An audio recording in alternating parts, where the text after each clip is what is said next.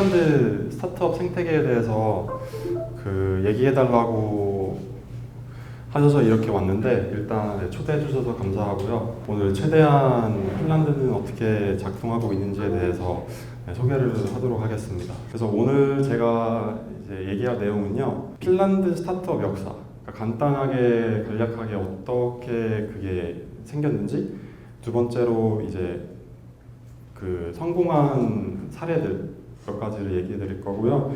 세 번째로는 핀란드, 이제 메인인 핀란드 스타트업 생태계에 대해서 얘기해 드릴 거고요. 네 번째로는 이제 시프트라는 단체가 있는데 그 시프트를 소개해 드릴 예정입니다.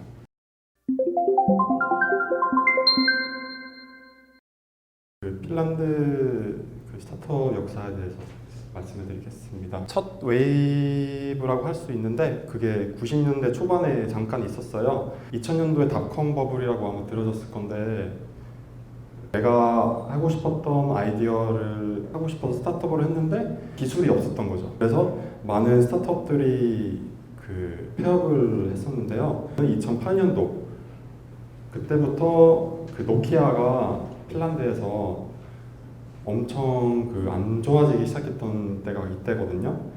그래서 이거를 본 학생들은 미래에 노키아가 없으면 우리는 어디서 일하고 핀란드 경제는 어떻게 해야 되는지를 이제 고민을 하기 시작해서, 학생들뿐만 아니라 이제 사장님들이랑 대기업분들도 이런 회의를 하고 그랬었는데, 특히 이제 학생들이 그거를 서로 합쳐가지고 생각해서 알토 ES라는 단체랑 슬러시랑 다른 행사들을 이렇게 했었어요. 그 다음에 2013년도에 노키아가 몰락을 했어요. 근데 다행히도 이제 2008년도부터 핀란드 학생들이랑 이 생태계가 만들어진 상태여가지고 다시 경제를 회복할 수 있었던 거예요. 그리고 이 스타트업 붐은 확실하게 2015년부터 시작했다고 말할 수가 있습니다. 핀란드에서는 그래서 작년에 4,000 스타트업이 탄생을 했고요. 그 중에서 300개에서 400개 스타트업이 3년 이상을 지속합니다. 그리고 유럽에서 가장 많이 스타트업 투자를 받은 나라가 바로 핀란드예요.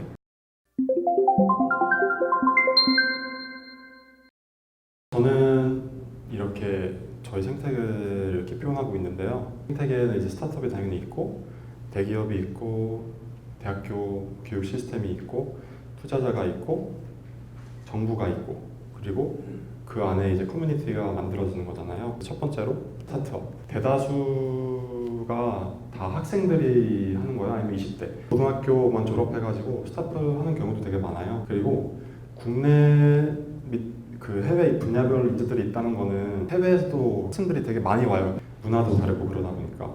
특히 제일 중요한 게 영어예요. 전문적으로 수월한 의사소통이 바로 이제 영어고요. 그리고 스타트업 간의 동사 사고 방식 가장 핵심인 것 같아요. 핀란드에서는 우리는 이제 다른 스타트업들이 있으면은 서로 같이 할 수 있는 게 있는지, 아니면은 다른 스타트업이 도움이 필요하면은 또 도움을 주는지, 아니면 네트워크를 필요하면은 그걸 다 소개시켜 주든지, 각자 스타트업들이 다 서로 자기만의 일만 하는 게 아니라 모든 스타트업들 다 같이 성장해가는 분위기라고 설명을 할 수 있고요. 그 다음에 대기업. 중요합니다. 대기업은 스타트업의 경쟁자가 아니라 협업자로 볼 수 있습니다. 예를 들어서 스타트업이 대기업에 가서 대기업이 줄 만한 모든 도움을 다 받을 수 있어요. 제가 아는 지인이 스타트업을 했어요, 핀란드에서. 근데 게임을 할 예정이었는데, 게임을 하는데 슈퍼셀의 클래시 오브 클랜 소스 코드를 보면은 이 게임 만들 수 있겠다라는 이제 확신이 있었는데, 그거를 그냥 물어보러 간 거예요. 그래서 사실 소스 코드는 기업의 가장 중요한 거고, 이렇게 알려주면은 그게 회사의 비밀이잖아요. 근데 그냥 주더라고요. 이거를 이용해서 너의 게임을 만들어서 성장을 하라. 이게 가장 큰 차이인 거. 제가 한국에서 그래서 한번 했었어요. 우리 학교에 이제 소프트웨어를 좀 만들려고 하는데, 이제 좀 큰 회사의 높은 분한테 좀 물어봤어요. 혹시 소스 코드 볼 수 있습니까? 라고 물어봤어요. 근데 저한테 대답했던 게 미쳤냐? 그걸 우리가 왜 너한테 보여주냐고 그렇게 말을 하더라고요. 워크 라이프 밸런스는 이제 핀란드 아시다시피 다 짝짝 일을 출근하고 퇴근하고 자기만의 시간 보내고 자기만의 시간이 넘쳐요.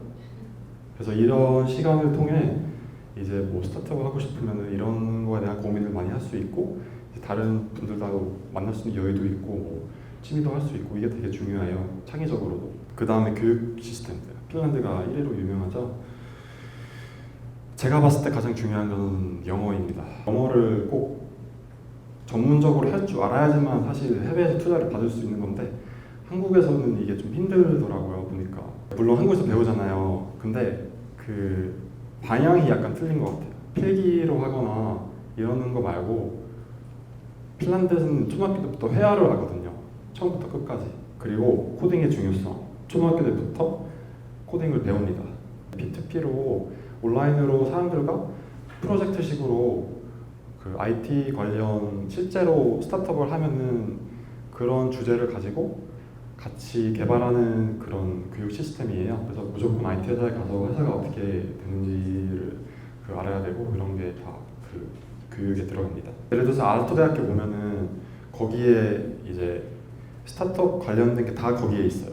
액셀러레이터나 뭐 인큐베이터, 뭐 VC 창업 단체 뭐 다 학교 내에 있거든요. 그래서 뭘 하고 싶든 거기 학교 안에서 다 해결할 수 있어요. 이제 정부. 제가 생각할 때 가장 중요한 역할은 스타트업의 환경을 만들어줘요. 정부의 성장 전략은 그런 현재 있는 규제나 정책 직접 파악해요. 대기업이 뭐 이런 뭐 대기업 아무 상관없고 정부가 직접 그런 거를 파악을 해서 그 좋은 그 생태계가 만들어질 수 있도록 나서서 그런 플레이그라운드를 만들어주는 게 핀란드 정부의 가장 큰 역할입니다.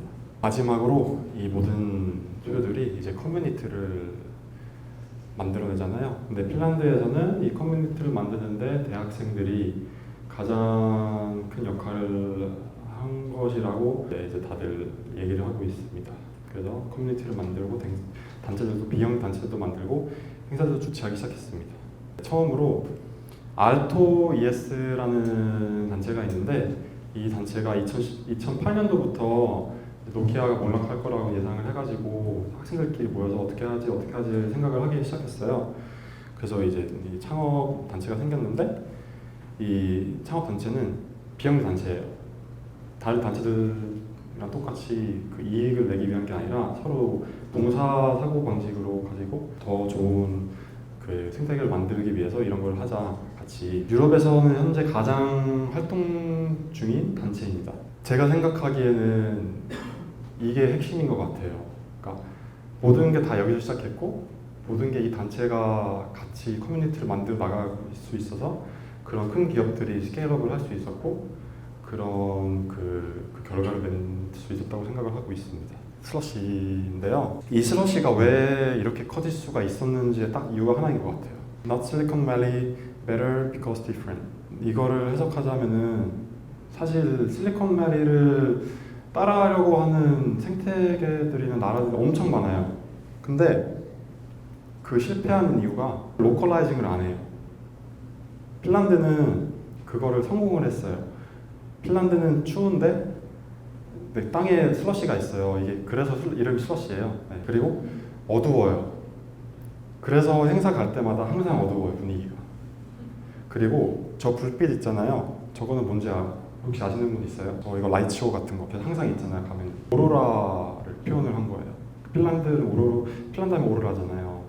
그래서 이런 것들을 통해서 이거를 이제 핀란드만의 행사를 만들어서 세계에서 주목을 받을 수 있었던 거라고 생각을 하고 있습니다. 다음에 정션. 네, 제가 더 좋아하는 해커톤인데요. 유럽에서 가장 큰 해커톤이에요. 48시간 동안 그 해킹을 하면서 프로젝트식으로 이제 뭔가를 개발을 해요.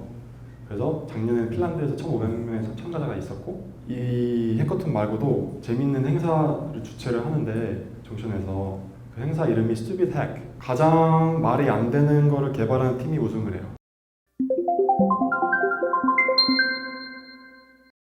그 핀란드 생태계에 대해서 이제 제가 표현을 해드렸는데 이 중에서 한국 생태계랑 좀 비교를 해보고 뭐가 다를까를 좀 많이 생각을 했었는데 유럽에서는 이 리스트를 통해서 건강한 스타트업 생태계를 표현을 하더라고요. 첫 번째로 오픈되어 있는 문화, 그러니까 스타트업을 시작하고 스타트업을 하는 거에 대한 문화 자체를 얘기하는 거고요. 두 번째는 이제 전문가들은 다 있죠. 세 번째는 응원해주고 작동하는 환경. 그러니까 이거는 이제 해석하자면은 커뮤니티로 해석을 하면 되고요. 네 번째는 글로벌한 사고 방식. 그러니까 해외로 나가서 해외 시장까지 말 그대로 글로벌한 사고 방식. 다섯 번째는 이제 규제 정책을 파악하고 스케일업 할 수 있는 플레이그라운드를 만들어내는 그런 게 가능한지. 여섯 번째 투자 자금. 일곱 번째는 지식 및 스킬 지원. 여덟 번째 이제 존재하고 실제로 이제 가능한 시장. 그리고 마지막으로 당연히 성공적인 의사소통입니다. 근데 한국에 보니까 오픈되어 있는 문화? 그러니까 스타트업을 한다고 하면은 사실 모르겠어요. 반응이 막 특히 이제 제 주변에는 못하게 해요. 이제 응원해주고 작동하는 환경? 그러니까 뭐 제가 학교에서 이제 카이스트나 다 가봤는데 다 각자 것만 하고 있더라고요. 그러니까 한국에서는 그런 커뮤니티가 만들어지고 있지 않는 거예요, 현재. 그러니까 우리 같이 하자 이런 게 없더라고요. 그게 가장 큰 것 같고요. 다 같이 만들어 가는 나라잖아요. 그래서 다 같이 도와주고 대기업에서 스타트업을 경쟁자를 보지 않고 협업자를 봐서 성장할 수 있게끔 도와주고 스타트업들 간에 서로 아이디어를 공유를 하고 이제 서로 도와주고 네트워킹 해주고 이런 것을 통해서 제가 봤을 때는 핀란드가 성장할 수 있었던 거라고 확신을 할 수 있습니다. 그래서 한국에는 작년부터 시프트라는 단체가 있어요.